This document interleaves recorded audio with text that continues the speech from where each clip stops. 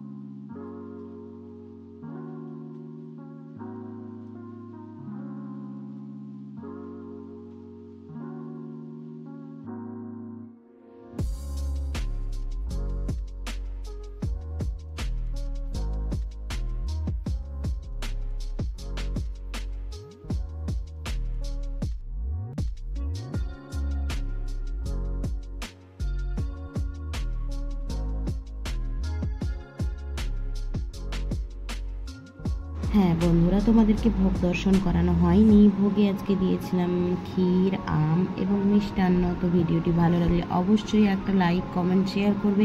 আর যারা আমার নতুন বন্ধু আছো চ্যানেলটা সাবস্ক্রাইব করে পাশে থাকবে। হরে কৃষ্ণ।